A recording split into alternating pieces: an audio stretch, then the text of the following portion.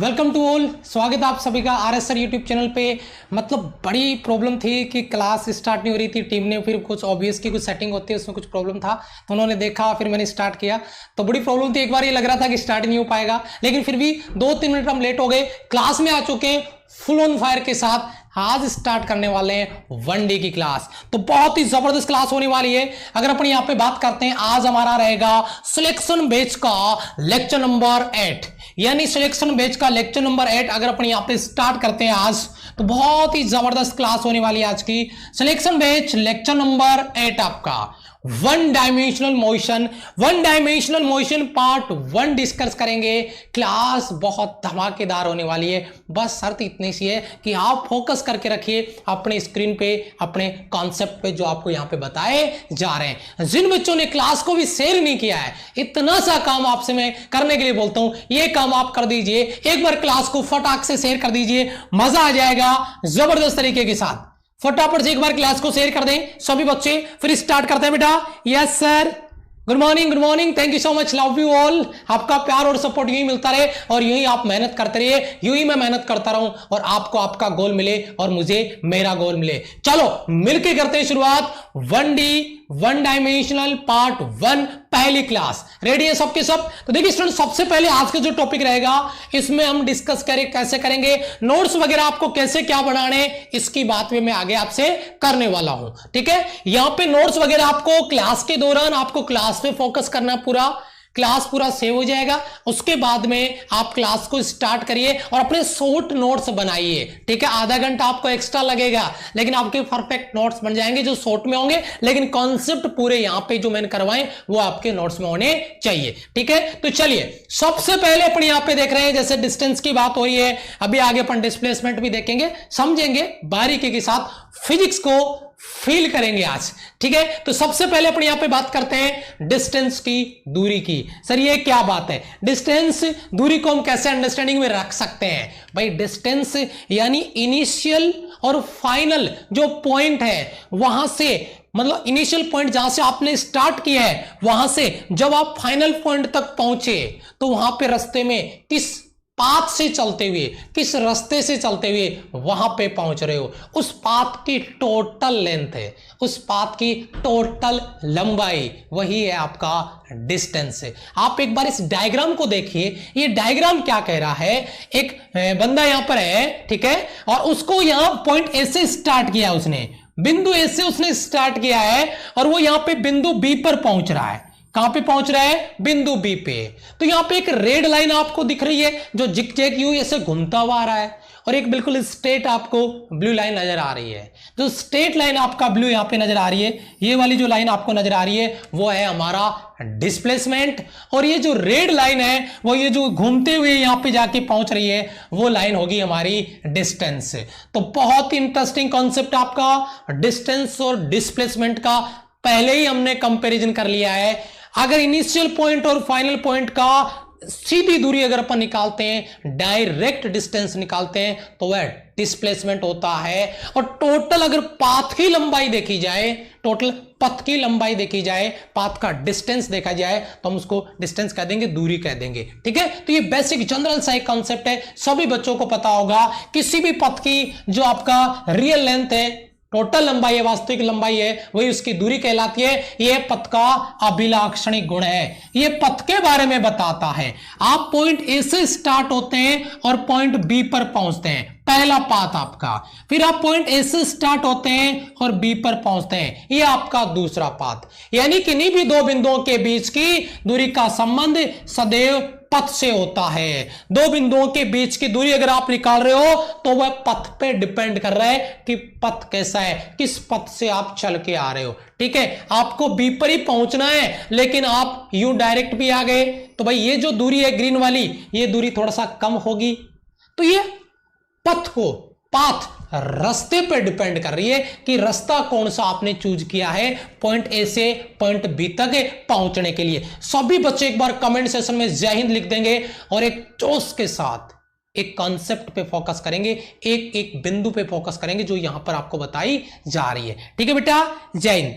Yes, आगे चले बेटा, आगे देखिए, यहां पे मैंने जो आपका पाथ 1 और पाथ 2 के बारे में अगर मैं बात कर रहा हूं, वो क्या है, पाथ 1 से गति के दौरान ए व बी के मध्य की दूरी पाथ 2 से गति के दौरान ए व बी के मध्य की दूरी के बराबर भी हो सकती है या नहीं भी। बेटा ये चीज अगर आपके दिमाग में हो कि ये पाथ 1 की जो दूरी है वो पाथ 2 यानी जो आपका सेकंड पाथ है उसके बराबर हो भी सकती है या नहीं भी, ये कोई कंपलसरी कंडीशन नहीं है कि पाथ 1 का जो डिस्टेंस से दूरी है वो पाथ 2 के बराबर हो, नहीं भी हो सकती है, बराबर नहीं भी हो, ये कोई जरूरी नहीं है कि हर बार बराबर ही हो। ठीक है, यस। उसके बाद में थोड़ा सा आगे चलते हैं और इसके कुछ स्पेशल पॉइंट है। आपको लग रहा होगा सर ये चीजें हमें आती है, लेकिन बेटा अगर फिजिक्स सीखनी है 1D 2D यानी पूरा kinematics, projectile motion, circular motion, अगर ये चीजें नहीं समझ पाए, सीख नहीं पाए बिल्कुल डेप्थ में जाके, तो मान के चलिए फिजिक्स में आपको बहुत प्रॉब्लम आने वाली है। तो इसलिए ये चीज दिमाग से निकालिए कि मुझे ये सब चीजें आती है, ये मान के बैठिए मुझे कुछ नहीं आता, मैं 0 लेवल से सीख रहा हूं। तो पहला पॉइंट आपके स्क्रीन पर आ रहा है, दूरी एक अदिश राशि है। भाई distance is a scalar quantity, distance एक स्केलर क्वांटिटी है क्योंकि इसका पर्टिकुलर डायरेक्शन नहीं होता है, ये पाथ के हिसाब से आती है, पथ कौन सा है उसके हिसाब से आएगी, इसकी कोई डायरेक्शन नहीं होती, इसकी कोई दिशा नहीं होती। तो पहला point, it is a scalar quantity, ये एक अदिश राशि है, याद रखिएगा। इसमें केवल मैग्नीट्यूड आता है, डायरेक्शन नहीं आता। मैंने बोला 2 किलोमीटर, मैंने बोला 2 किलोमीटर, तो बेटा मैंने 2 किलोमीटर क्या बोला है, एक मैग्नीट्यूड दिया है, एक परिमाण दिया है डिस्टेंस का, इसमें कोई डायरेक्शन नहीं है, मैंने केवल 2 किलोमीटर बोला है। मैंने ये नहीं बोला 2 किलोमीटर ईस्ट डायरेक्शन में या नॉर्थ डायरेक्शन में, मैंने डायरेक्शन ऐड नहीं किया। अगर मैं इसके साथ डायरेक्शन ऐड कर देता तो ये क्या बन जाता, डिस्प्लेसमेंट है, यानी डिस्टेंस ही डिस्प्लेसमेंट है अगर उसके साथ डायरेक्शन ऐड हो जाती है, यानी मैग्नीट्यूड के साथ साथ अगर डायरेक्शन आ जाएगी तो वह डिस्प्लेसमेंट होगा, जो हम आगे की स्लाइड में भी देखने वाले हैं, कंपेयर भी करेंगे, तुलना भी करेंगे, बस थोड़ा सा आपको समझने की जरूरत है। ठीक है, बिल्कुल बेसिक लेवल पे। तो सबसे पहला सवाल आपका जिसके रिगार्डिंग हम कर रहे हैं यहाँ पे, नमस्ते, गुड मॉर्निंग बेटा, नमस्ते, शाबाश, थैंक यू बेटा, बहुत बढ़िया। तो यहाँ पे पहले आपका पॉइंट आ गया, स्केलर क्वांटिटी है, अदिश राशि है। तो बेटा जी दूसरा कॉन्सेप्ट आपका इसकी विमा, सर जी बिल्कुल सिंपल है, m0 l1 t0, distance length लंबाई के लिए, ये तो फंडामेंटल क्वांटिटी में आता है सर, है ना, मूल राशियों में l1 आ गया। तीसरा पॉइंट क्या है, इसका मात्रक, इसका यूनिट अगर अपन सीजीएस में देखते हैं, सीजीएस सिस्टम में देखते हैं तो सेंटीमीटर आता है, एमकेएस में देखते हैं तो मीटर आता है। सीजीएस में भी कई बार अपने को सेंटीमीटर लिखा हुआ मिलेगा, एमकेएस में कई बार आपका मीटर आ जाएगा। तो ये इसकी बेसिक, ये स्केलर क्वांटिटी है, डायमेंशन L1 है और इसके यूनिट सीजीएस में सेंटीमीटर और एमकेएस एसआई में आपका मीटर आ जाएगा। ये यहां से क्लियर हुआ। अब यहां पे मैं डिस्प्लेसमेंट की बात कर रहा हूं, मैं विस्थापन की बात कर रहा हूं कि विस्थापन को हम कैसे समझे। ठीक है, अगर मैं थोड़ा सा बैक लेके जाता हूं आपको, ये देखिए, ये आपका क्या है बेटा, डिस्टेंस है। एक बार मैं इसको और उसको फिर कंपेयर करके बताता हूं। ये जो कहानी है वो डिस्टेंस की है। देखना बेटा, ये जो बंदा है ये यहां से स्टार्ट हुआ था, देखना एक बार इसको फिर से रिपीट होगा, ये यहां से स्टार्ट हुआ था, 0 से, 0 मीटर, 2 मीटर, 4 मीटर, 6 मीटर गया, फिर वापस कितना आया, वापस 2 और 2, तो यहां पे कितना मीटर डिस्टेंस उसने कवर किया, नोट करना। वहां पे ये आपका डिस्टेंस कवर हो रहा है 6, 7 और ये 8, 8 और 2 10, और यहां पे टाइम कितना चल रहा है, देखना एक बार, टाइम नोट करना, टाइम कितना आ रहा है, टाइम आ रहा है आपका टोटल 4.4 सेकेंड, और डिस्टेंस इसने कितना कवर किया, 6 तो गया और 2 और 2 4 वापस आ गया, यानी 10 मीटर का इसने डिस्टेंस कवर किया है, 10 मीटर। ये देखिए यहां पे, तो हमें अगर स्पीड निकालनी है तो भाई वही सीधी सी बात है, डिस्टेंस अपॉन टाइम, डिस्टेंस आपका 10 मीटर है और टाइम आपका ये आपका 4.4 सेकंड है, डिवाइड कर दिया देखो, और आपका 2.27 आ गया। ये आगे की बात है, लेकिन मैं क्या कह रहा हूं कि ये गया यहां से और वापस आया यहां तक, तो इसने टोटल डिस्टेंस कवर किया है। अब हम बात करते हैं इसके डिस्प्लेसमेंट की। तो डिस्प्लेसमेंट में क्या है, जरा डिस्प्लेसमेंट को देखिए, ये आपका डिस्प्लेसमेंट है, इसको समझते हैं। ये डिस्प्लेसमेंट की कहानी क्या है, इस पे जरा फोकस करें। ठीक है बेटा, यस सर। जो नए बच्चे चैनल पे आए, चैनल को सब्सक्राइब करके बेल आइकन प्रेस कर लें। अगर ऐसा काम नहीं किया तो बहुत बड़ी गलती हम कर रहे हैं, भूल रहे हैं आई थिंक। अगर आप रेगुलर एयरफोर्स नेवी एनडीए के लिए फिजिक्स को फील करने के लिए आए हो तो ठीक है। और अगर लाइक करना भूल गए तो अगर दिल में लगे कि हाँ यार कुछ मैं सीख रहा हूं, कुछ मुझे फील हो रहा है, तो लाइक बटन जरूर से दबा दीजिएगा। डिस्प्लेसमेंट की बात करते हैं। बंदा स्टार्ट होता है 0 से और स्टार्ट होके वापस कहां पे पहुंचा? 2 मीटर पे।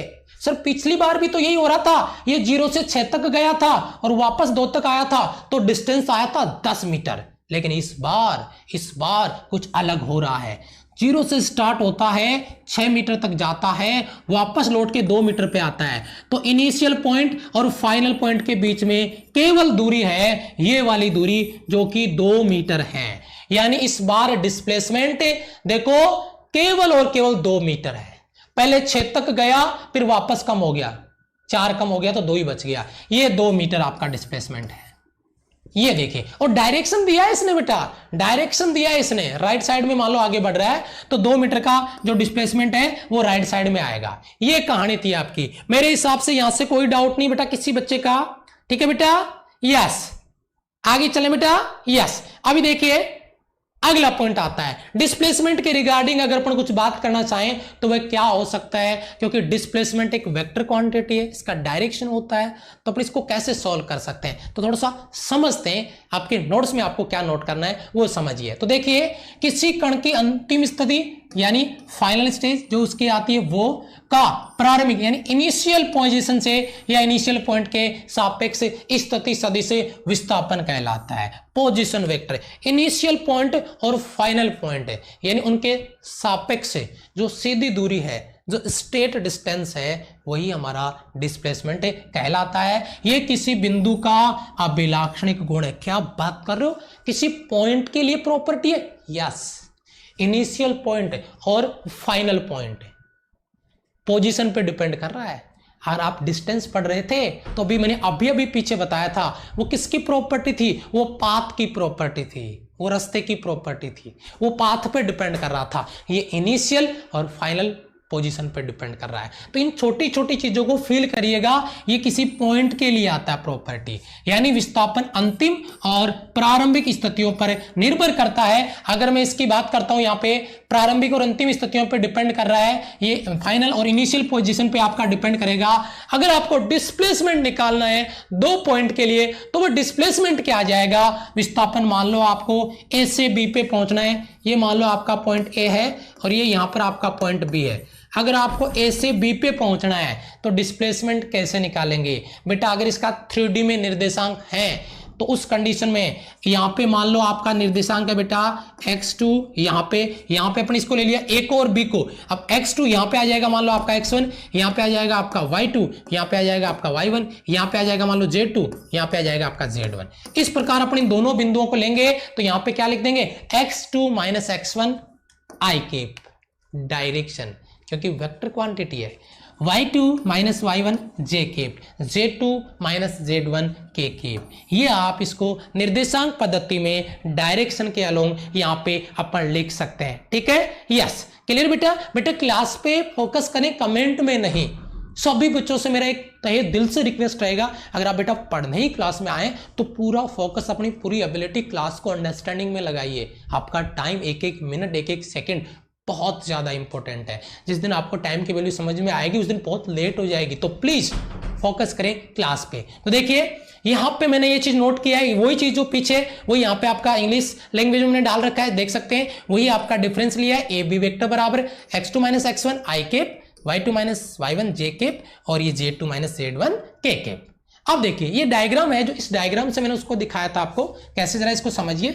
ये बेटा आपका एक्स एक्स मान लीजिए, ये आपका वाई एक्स है और ये इसका पोजीशन वेक्टर r1 वेक्टर है, इसका पोजीशन वेक्टर आपका r2 वेक्टर है। यहाँ के निर्देशांक x1 y1 z1 है और यहाँ के निर्देशांक x2 y2 z2 है। तो मैंने इसको इस तरीके से लिख दिया यहाँ पे, ये जो कंडीशन थी आपकी। अगर मैं इसको इस तरीके से लिखना चाहूंगा, ra वेक्टर है तो ra का पोजीशन वेक्टर लिखता हूँ, इसका पोजीशन वेक्टर है तो बेटा x1 i cap, y1 j cap, z2 k cap, इस तरीके से लिख देंगे। तो यहाँ पे देखिए x1 i cap, y1 j cap, z1 k cap. फिर इसी प्रकार ra के बाद में आता है बेटा rb, बी देखो कहाँ है यहाँ पे, देखो बेटा ये रहा बी, तो बी के निर्देशांक क्या आ जाएंगे, X to I cap, Y to J cap, J to K cap. ये देखिए आपका ये आ गया यहाँ पे X to I cap, Y to J cap, J to K cap, कोई दिक्कत नहीं है। अब आपको कहां से क्या निकालना बेटा, आपको निकालना ए बी। देखो बेटा ये ए वेक्टर, जरा देखना गौर से, ये आपका बी वेक्टर। तो अब आपको रिजल्टेंट निकालना है, अब आपको रिजल्टेंट निकालना है ए बी वेक्टर। अब आपको रिजल्टेंट निकालना है बेटा ए बी वेक्टर, ये डायरेक्शन है बेटा ए बी की। तो हम क्या करेंगे इसके लिए हम क्या करेंगे, देखिए जरा ये देखिए ए बी वेक्टर बराबर बेटा x2, ये आपका x2 minus x1, y2 minus y1, z2 minus z1। ये देखिए आपकी condition x2 minus x1 i cap, y2 minus y1 j cap और z2 minus z1 k cap. Basic सा कॉन्सेप्ट है, जब अपन पोजीशन वेक्टर निकालेंगे ना स्थिति सदिश, तो उस कंडीशन में इन चीजों की हमारे को जरूरत पड़ेगी। ठीक है बेटा, चलो आगे चलते हैं। देखिए बेटा इसको जरा देखिएगा, डिस्टेंस और डिस्प्लेसमेंट का अपन थोड़ा सा कंपैरिजन कर रहे हैं। और यहां पर एक मक्खी है जो हवा में उड़ती हुई from point A to point B, A से बी पे पहुंचती है। जो आपको ब्लू लाइन नजर आ रही है वो उसका डिस्टेंस है, और जो रेड कलर में नजर आ रहा है वो आपका डिस्प्लेसमेंट है। तो बेटा आपने देखा इस डिस्प्लेसमेंट जो आएगा वो पॉइंट ए टू बी सीधी दूरी है, इनिशियल पोजीशन और final position depends on point A और बी पे डिपेंड कर रहा है। और जो रेड कलर जो ब्लू लाइन है वो आपका डिस्टेंस है। तो जो उस पाथ से उसने उस पाथ को कवर किया है उस पाथ की टोटल लंबाई आपका डिस्टेंस आ जाएगा। मेरे हिसाब से डायग्राम में आपका कोई डाउट नहीं बच रहा होगा बेटा। अगर जिन बच्चों ने शेयर नहीं किया अगर वो एक एक शेयर कर देंगे तो आई थिंक 500 हमारे स्टूडेंट क्रॉस हो जाएंगे। और जिन बच्चों ने शेयर नहीं किया वो कर दें तो, और शायद वो कर भी सकते हैं। तो प्लीज जिन बच्चों ने शेयर नहीं किया एक बार क्लास को जरूर शेयर कर दीजिएगा। ठीक है, चलिए आगे बढ़ते हैं, नेक्स्ट कॉन्सेप्ट भी चलते हैं। कॉन्सेप्ट क्या है इसका, ये देखिए, ये अपन कंपैरिजन यहां पे देख रहे हैं, और इस कंपैरिजन में जरा ध्यान से समझिएगा। दूरी किसी कण के द्वारा तय किया गया वास्तविक पथ की लंबाई है, रियल पाथ। कहां से आप घूमते हुए वहां पे पहुंच रहे हो, जो रियल पाथ है उसकी जो डिस्टेंस है वही हमारा दूरी है, यानी डिस्टेंस कहलाता है। जबकि पाथ है वो स्थिति में परिवर्तन है, आप कहां थे और अभी आप कहां पे हो। इससे मतलब है, मुझे मतलब नहीं है कि आप 50 किलोमीटर घूम के आ रहे हो, आप कहां थे और अभी कहां हैं, उनके बीच का सीधा डिस्टेंस निकालेंगे। और वो सीधा डिस्टेंस होगा वो आपका डिस्प्लेसमेंट होगा, और जो टोटल पाथ की लंबाई होगी वो आपका डिस्टेंस होगा। यही चीज मैंने यहां पे लिखी है, distance is the actual path travel by a moving body while displacement is the change in the position, उसकी पोजीशन में चेंज आ रहा है। ये आप यहां पे एक डायग्राम और देख सकते हैं जो आपका कंपैरिजन दिखाएगा। यहां पे ये पॉइंट ए नजर आ रहा है आपको, ये आपका पॉइंट बी नजर आ रहा है। तो पॉइंट ए और बी को एक बार मैं एक्सप्लेन कर देता हूं, जरा ध्यान से इसको एक्सप्लेन कर देता हूं, उसको समझिए। ये पॉइंट ए, इसका आर आई, ठीक है, ये आपका पोजीशन वेक्टर है। यहां पे आर एफ, ये इनिशियल पोजीशन है बेटा, प्रारंभिक बिंदु है आई के हिसाब से, और एफ के हिसाब से ये फाइनल पोजीशन है। ये बेटा आपका आर आई और ये आपका आर एफ। अब इसका जो रिजल्टेंट निकलेगा वो आ रहा है बेटा ये वाला, ये डायरेक्शन। ठीक है, तो अब आप मुझे बताइए, एक सीधा मुझे कॉन्सेप्ट दे दीजिए बेटा। एक तो सीधी दूरी है, इसको मैंने डेल आर लिखा है, और एक मैं बिंदु ए से बी पे पहुंच रहा हूं साहब जी, मैं एक ए से बी पे पहुंच रहा हूं इस रास्ते घूमता हुआ, ये है डेल एस। तो आप मुझे बता सकते हैं कि ये डेल एस और डेल आर का क्या रिश्ता है, ये रिश्ता क्या कहलाता है, जरा इसको समझते हैं ध्यान से। क्या लिखा मैंने, उपरोक्त चित्र में तय की गई दूरी डेल एस है जबकि विस्थापन डेल आर है। अभी समझ में आई बात, राज की बात यही है जिस पे हम फोकस कर रहे हैं।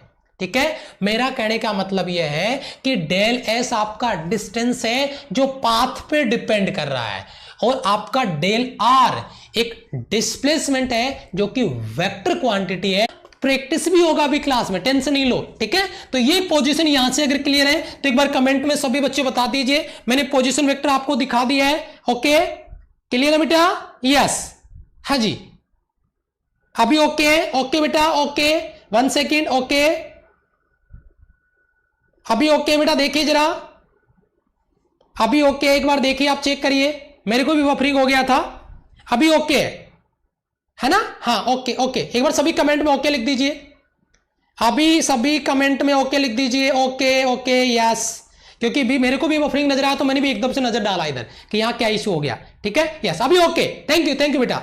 टेंशन हो जाती है, कई बार इंटरनेट का प्रॉब्लम होता है। तो देखिए बेटा, अभी अपन यहाँ पे दूरी और जो विस्थापन उसमें जो रिलेशन है उसके लिए कुछ स्पेशल पॉइंट डिस्कशन करने जा रहे हैं, कुछ स्पेशल पॉइंट देखने जा रहे हैं। और उसमें पहला पॉइंट आपका यह है, दूरी अदिश राशि है। बहुत बढ़िया, distance is a scalar quantity. Distance एक अदिश राशि है, जबकि displacement is a vector quantity. यानी दूरी अदिश है लेकिन विस्थापन सदिश है, वेक्टर क्वांटिटी है। दोनों की डायमेंशन भैया, दोनों की विमा, क्योंकि दोनों ही दूरी को मेजरमेंट करते हैं, लंबाई को मेजरमेंट करते हैं। और लेंथ की बात करें तो फंडामेंटल क्वांटिटी है। तो दोनों की डायमेंशन एल बराबर होती है। अगर इनकी ऐसा ही पद्धति में अगर इनकी मात्रक लेते हैं तो मीटर होता है। सर जी सीजीएस में ले लो तो क्या अलग हो जाएगा? नहीं बेटा, दोनों के लिए, चाहे वो डिस्टेंस हो चाहे वो डिस्प्लेसमेंट हो, दोनों के लिए सीजीएस में सेंटीमीटर और एमकेएस या एसआई में आपका क्या आ जाएगा बेटा? मीटर आ जाएगा। तो ये हमारा इसका पहला कंपैरिजन था। ठीक है, यस, ये हमारा इसका क्या था बेटा? पहला कंपैरिजन था।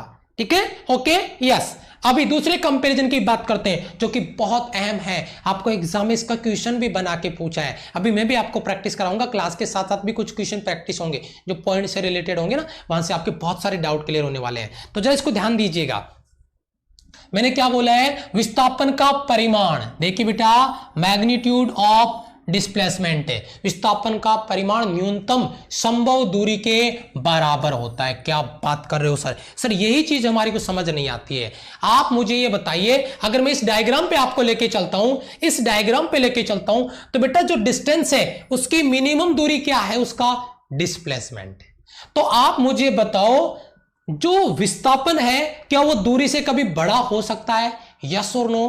क्या डिस्प्लेसमेंट डिस्टेंस से ग्रेटर देन हो सकता है?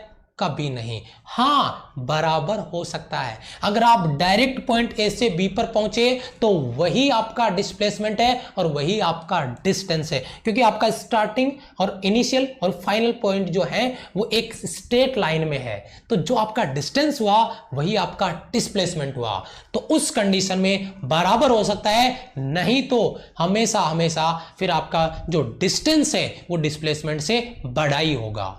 विस्थापन या तो बराबर हो सकता है या छोटा हो सकता है, डिस्टेंस से कभी बड़ा नहीं हो सकता। इसको थोड़ा समझिए जरा ध्यान से, जिसके रिगार्डिंग अपने यहां पे बात कर रहे हैं वो देखिए। ये आपका आ रहा पॉइंट यहां पे, यस ये रहा आपका पॉइंट। दूसरा पॉइंट आपका क्या पॉइंट है? समझिए, विस्थापन का परिमाण मिनिमम डिस्टेंस के बराबर हो सकता है। ये आपका distance greater than equal to displacement है। Distance greater than equal to displacement एक बहुत ही इंपॉर्टेंट कॉन्सेप्ट है बेटा। पता है इसका क्या रिलेशन पूछेगा?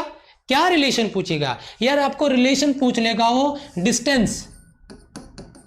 Distance upon displacement, distance upon displacement का रेशियो, इसका अनुपात कितना होगा? आगे मैं कुछ लिख नहीं रहा, मैं यहां पे क्वेश्चन मार्क लगा देता हूं, आपको बताना है डिस्टेंस और डिस्प्लेसमेंट का जो रेशियो है वो कितना हो सकता है, ये बताइए बेटा। शाबाश जी बेटा, जल्दी से फटाफट से बेटा, शाबाश।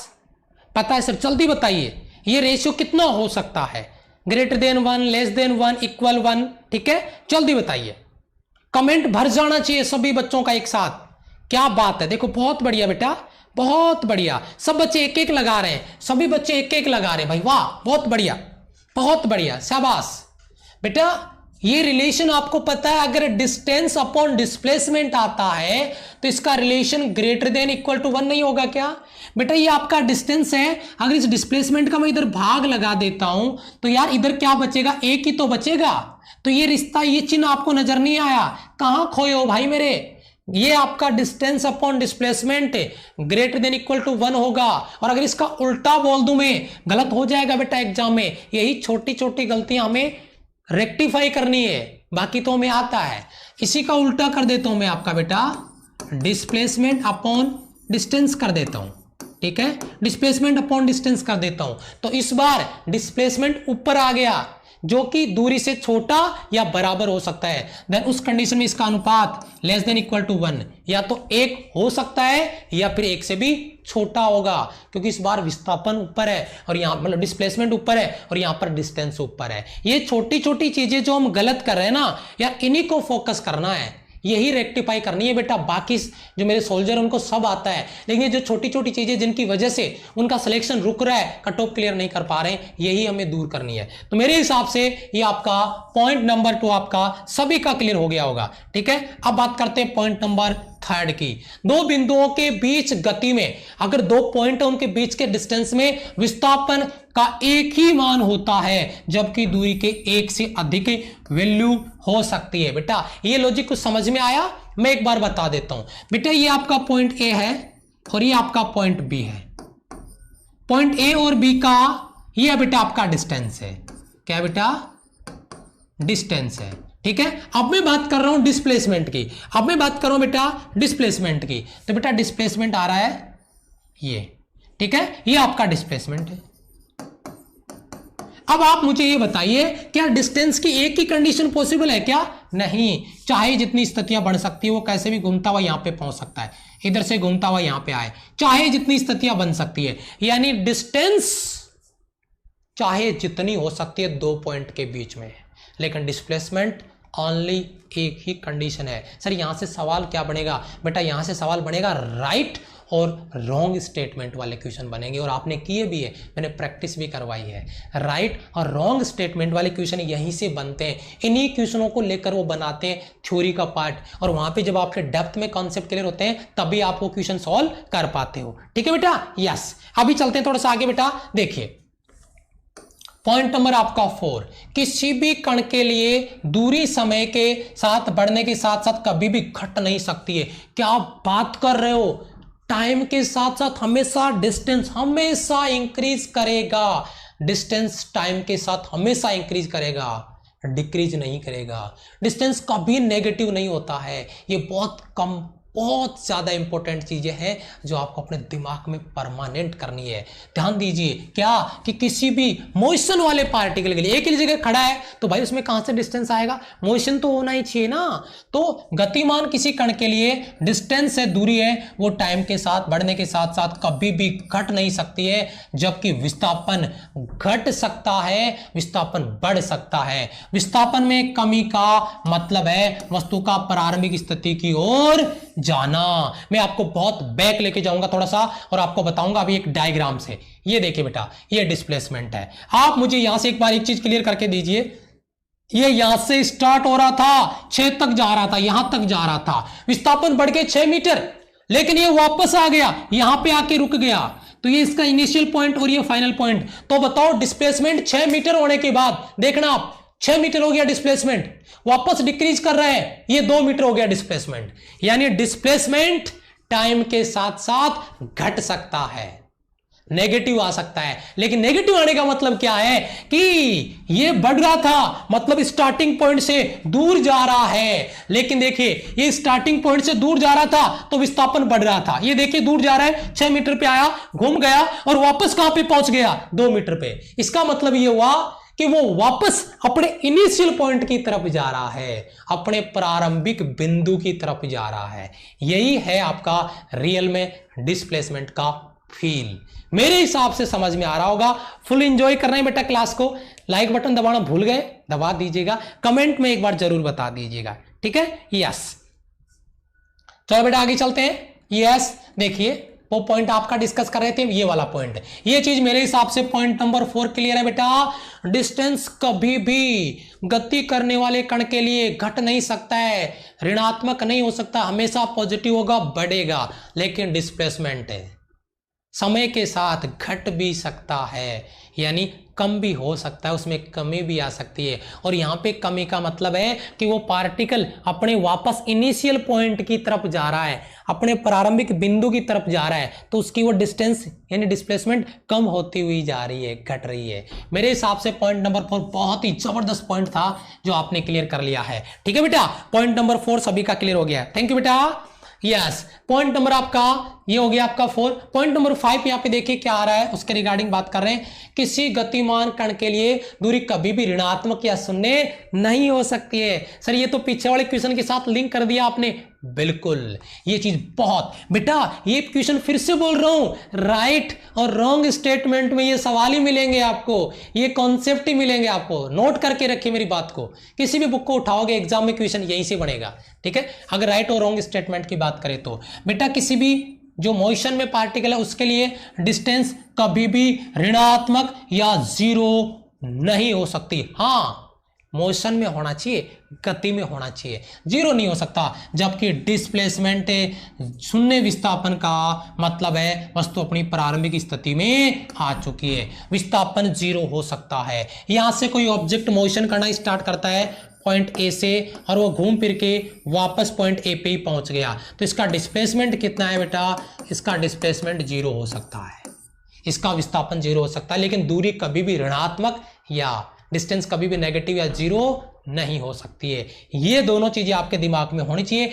बहुत इंटरेस्टिंग क्वेश्चन है। डिस्टेंस हमेशा ग्रेटर देन जीरो आएगा, कभी जीरो नहीं आएगा। लेकिन डिस्प्लेसमेंट या तो इक्वल जीरो होगा या लेस देन जीरो होगा। लेस देन जीरो का मतलब समझ रहे हो, नेगेटिव आ रहा है, माइनस आ रहा है, ऋणात्मक आ रहा है, जीरो से छोटा भी हो सकता है। ये देखो यहाँ पे ये दे रहा है और ये यहाँ पे आपका ग्रेटर देन दे रहा है। डिस्प्लेसमेंट यानी ऋणात्मक हो सकता है, कमी आ रही है उसको नेगेटिव बोल देंगे। भाई पहले 6 मीटर हुआ, अब वहां से घटते घटते 2 मीटर हो रहा है, तो हम कह देंगे विस्थापन में कमी होगी, और वो कमी मतलब इनिशियल पॉइंट की तरफ आगे बढ़ रहा है आपका पार्टिकल। ठीक है बेटा, यस सर। आगे चलते हैं नेक्स्ट पॉइंट पे। नेक्स्ट पॉइंट हमारा क्या है जिसके रिगार्डिंग हम यहाँ पे बात कर रहे हैं, वो पॉइंट है बेटा आपका पॉइंट नंबर एफ। सामान्यतया विस्थापन का परिमाण दूरी के बराबर नहीं होता है। बहुत ही रेयर केस होता है कि जहां पे डिस्प्लेसमेंट और डिस्टेंस में दोस्ती हो जाए, वो बराबर आ जाए, और वो ये की कंडीशन है इनिशियल पॉइंट और फाइनल पॉइंट बिल्कुल स्ट्रेट लाइन हो। इनिशियल पॉइंट और फाइनल पॉइंट बिल्कुल स्ट्रेट लाइन हो तो दोनों बराबर हो सकते हैं, नहीं तो कभी बराबर नहीं हो सकते। तो सामान्यतया वो दोनों बराबर नहीं होते हैं, लेकिन यह तभी संभव है जब गति किसी सीधी रेखा में डायरेक्शन चेंज के हो रही हो। यही चीज मैंने नीचे आपको यहां पर लिखी है। मेरे हिसाब से कोई डाउट नहीं बच रहा होगा यहां से, ठीक है, बहुत बढ़िया, शाबाश, वेरी गुड। यहां पे देखिए एक इंटरेस्टिंग फैक्टर आपके सामने आपकी स्क्रीन पर आ रहा है। क्या है ये बेटा? इनिशियल पॉइंट है और ये आपका मान लो फाइनल पॉइंट है।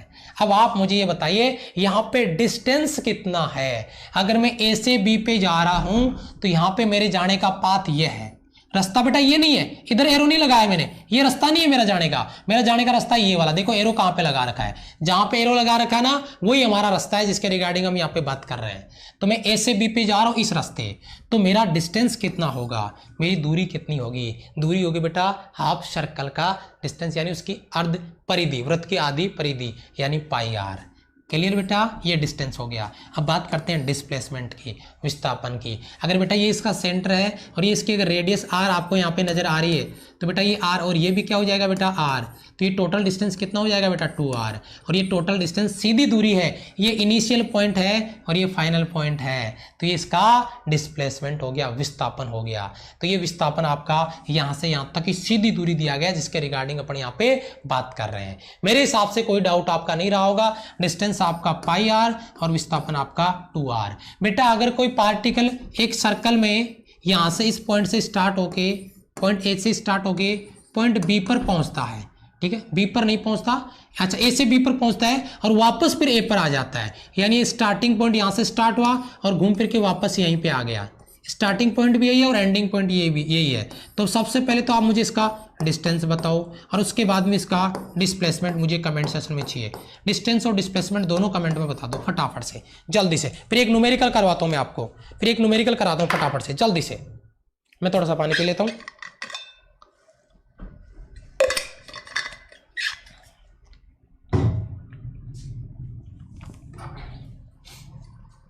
जल्दी बताइए, डिस्टेंस 2 r क्या? Very good soldier, thank you, very good, शाबाश। थोड़ा फास्ट बेटा, यस,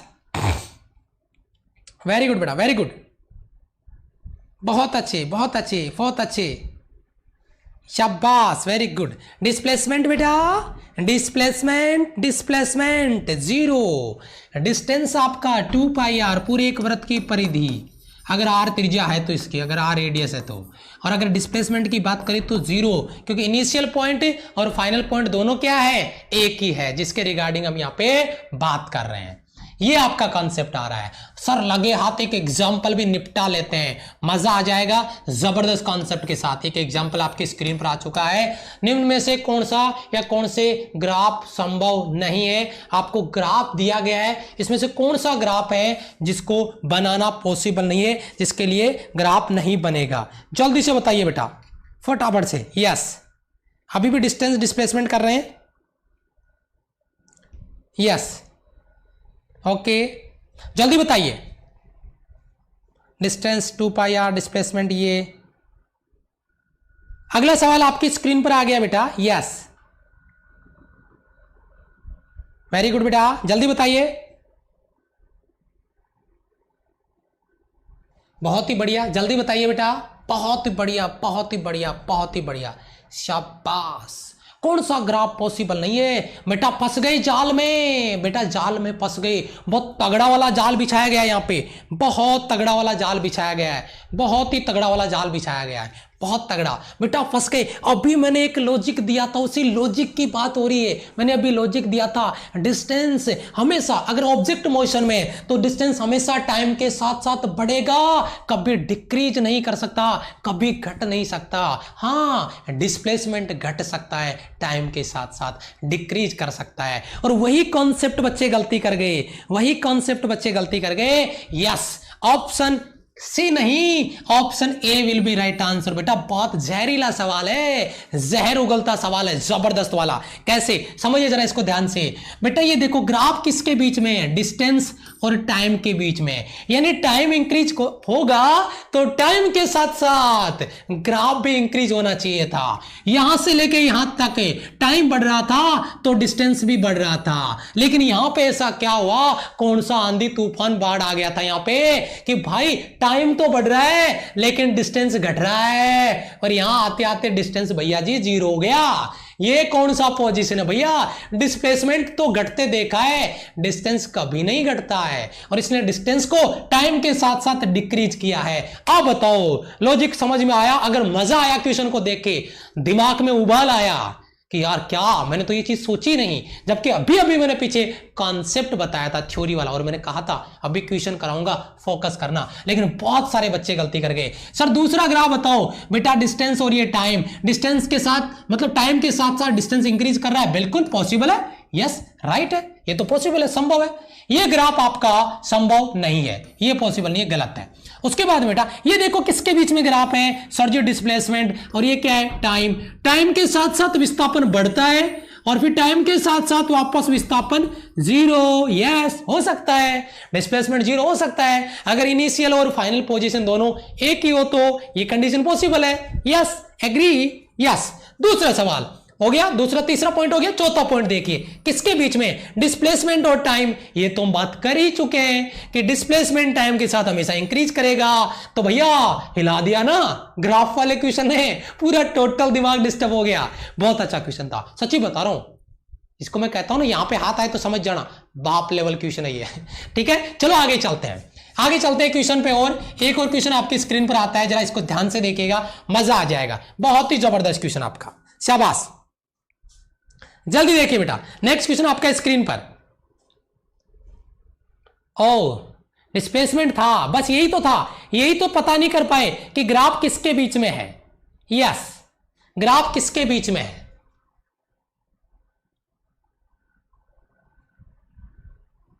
बहुत ही बढ़िया, जबरदस्त क्वेश्चन है बेटा, जबरदस्त क्वेश्चन आपका, वेरी गुड, शाबाश, बहुत अच्छे, वेरी गुड।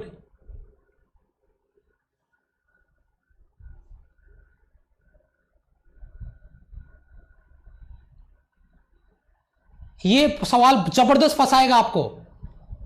एग्जाम्पल बताओ सर। सी भी गलत है। अच्छा जी, टाइम कैसे नेगेटिव हो सकता है? अरे भाई दिमाग काम नहीं कर रहा है, कौन सा टाइम नेगेटिव हो गया भाई मेरे? दिमाग नहीं है भाई, कहां कौन सी दुनिया में जी रहे हो, टाइम नेगेटिव कहां हो रहा है भाई? अरे टाइम नेगेटिव कहां हो रहा है? अच्छा इसलिए बोल रहे हो कि ये टाइम नेगेटिव हो रहा है। अच्छा तो इधर आ रहे हो मतलब समय घट रहा है भाई, समय तो इधर जाके वापस आ रहा है तो समय तो बढ़ ही रहा है, आप समय को वापस जीरो करो ये कहना चाह रहे हो क्या?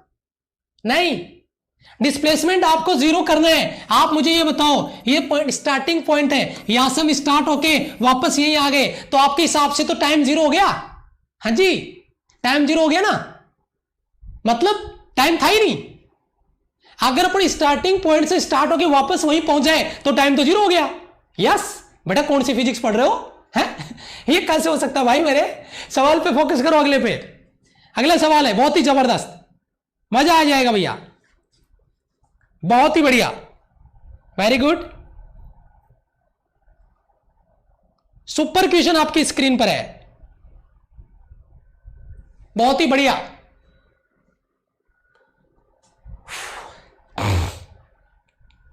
फंस गए बच्चे, टाइम दे बेटा, कितना टाइम दे इसका? और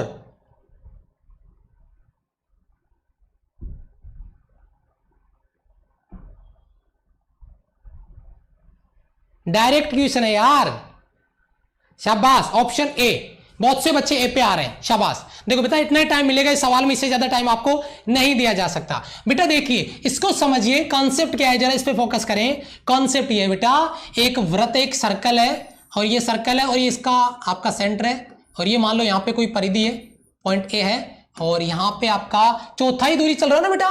एक वस्तु एक वृत्ताकार मार्ग पे 1/4 दूरी पर L मीटर दूरी तय करता है, ये यहां से यहां तक, और ये स्ट्रेट लाइन आपका ये दूरी हो जाएगा।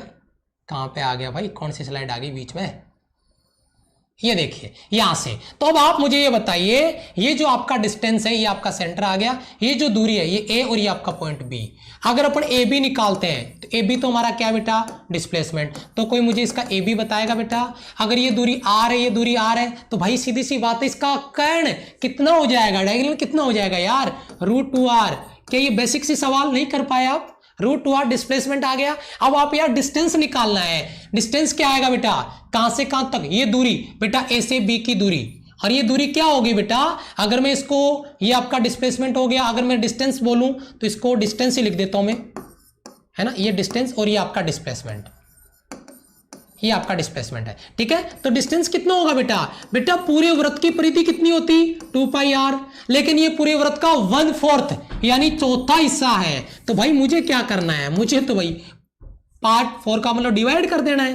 तो बेटा ये कट जाएगा, 2 आ जाएगा, यानी πr/2। आपको रेशियो किसका पूछ रहा है यार? रेशियो पूछ रहा है आपको डिस्टेंस और डिस्प्लेसमेंट का। तो डिस्टेंस और डिस्प्लेसमेंट का, ये डिस्टेंस है और ये डिस्प्लेसमेंट है। तो भाई इधर अगर मैं आपको डिस्टेंस अपॉन डिस्प्लेसमेंट लिखता हूं तो कहां पे प्रॉब्लम हो रही है? डिस्टेंस बेटा कितना आया बताओ? डिस्टेंस आया आपका πr/2, और डिस्प्लेसमेंट कितना आया? डिस्प्लेसमेंट ये रहा आपका √2R, तो ये लो √2 और ये आपका साथ में R। बेटा एक R से R कट गया और अपना आंसर आ गया π/2 √2, π/2 π/2 ऑप्शन है। सर ये तो गलत है, ये π/2 है तो 2 नीचे ही आ जाएगा। इसने ऐसे लिखा है, इसने ऐसे लिख दिया π/√2 और फिर इनटू में √2 लिख दिया यहाँ पे, तो बच्चे कंफ्यूज हो गए कि ये π/2, 2 नीचे चला जाएगा और 2 √2 आ जाएगा। इसमें बट्टे में बड़ा लिख दिया, शायद ये कलर का भी इफेक्ट है, सर ने शायद टाइपिंग में इसको अलग लिख दिया इसलिए अलग दिख रहा होगा आपका, π/2 √2, तो π/2 √2 option A will be right answer. बताइए बेटा क्लियर है सभी बच्चों का? क्लियर बेटा ऑप्शन ए। बताओ इस सवाल के लिए सम्मान बनता है ना, एक लाइक बटन बनता है ना? बहुत अच्छे क्वेश्चन थे, दोनों ही दिमाग हिलाया टोटली। बहुत टफ लेवल तो नहीं बोलूंगा लेकिन बहुत अच्छा लेवल है, एग्जाम का लेवल आपका, बहुत अच्छा क्वेश्चन है, ठीक है। यस, एक सवाल और आपकी स्क्रीन पर आ गया, फटाफट से देखिए, एक सवाल और आपकी स्क्रीन पर आ गया, जरा इसको ध्यान से समझिए। नेक्स्ट क्वेश्चन आपका, बहुत ही बढ़िया, नाइसली डन।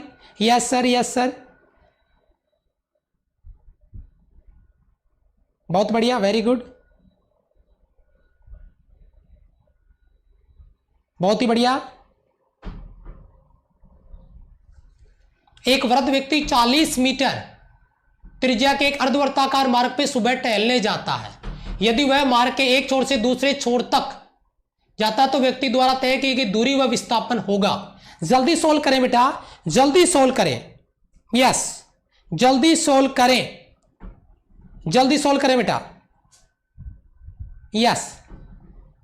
नेवी के लिए है सर बेटा, एयरफोर्स नेवी एनडीए सबके लिए है, एयरफोर्स नेवी एनडीए। बेटा जुगाड़ लगाने पे फायदा होगा, जुगाड़ लगाने पे बहुत जबरदस्त फायदा होगा।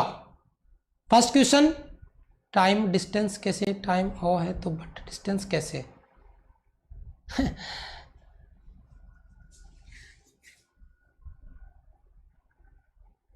जल्दी बताइए बेटा, ऑप्शन ए जल्दी बताइए, यस बिल्कुल बेटा, option A will be right answer. बेटा आप मुझे बताइए, इसको समझिए डायग्राम को जरा थोड़ा सा। डायग्राम क्या कहता है कि एक व्यक्ति 40 मीटर त्रिज्या के अर्धवर्त हाफ सर्कल है भैया, और उसमें सुबह सुबह घूमने जाता है। अभी लॉकडाउन के दौरान देखो क्या पड़ी है, इनको समझ नहीं आ रहा, कौन सा जिम जा रही है, मार के एक दूसरे छोर से, मतलब एक छोर से दूसरे छोर पे जाता है। तो व्यक्ति के द्वारा तय की गई दूरी, डिस्टेंस और डिस्प्लेसमेंट। बाकी सुबह मॉर्निंग वॉक होना चाहिए, चलो अच्छी बात है, कर रहे हैं अंकल जी। देखिए बेटा यहां पे आपका हाफ सर्कल बना रहा हूं मैं, ये आपका हाफ सर्कल है, और ये पॉइंट ए से ये मान लो पॉइंट बी पे जाता है, और ये आपका हाफ सर्कल है, ठीक है। तो अगर वो अर्धवर्ताकार मार्ग पे एक छोर से दूसरे छोर पे पहुंचता है, तो सबसे पहले तो आप मुझे ये बताओ, अगर उसकी त्रिज्या कितनी है बेटा, त्रिज्या 40 मीटर, तो ये 40 मीटर हो गया, तो ये भी 40 मीटर हो गया। तो सबसे पहले तो आप मुझे उसका डिस्प्लेसमेंट बता दो। डिस्प्लेसमेंट हो गया 40 और 40 80, यानी आर और आर 2r, तो डिस्प्लेसमेंट तो 80 मीटर आ गया। अभी पहले इसने क्या पूछा, डिस्टेंस फिर डिस्प्लेसमेंट। अब डिस्प्लेसमेंट 80 मीटर यहां पर भी है और डिस्प्लेसमेंट 80 मीटर यहां पर भी है, तो जुगाड़ फेल हो गया। लेकिन अब देखें, दूसरी वैल्यू निकाल के देखें, तो ये तो गलत है, डिस्प्लेसमेंट पहले नहीं आ रहा 80, यहां पर पहले 80 आ रहा, तो पॉसिबल नहीं है, ठीक है। अब अगर अपन बात करें डिस्टेंस की, तो बेटा डिस्टेंस क्या होगा, अर्धवृत्त की परिधि पाई आर।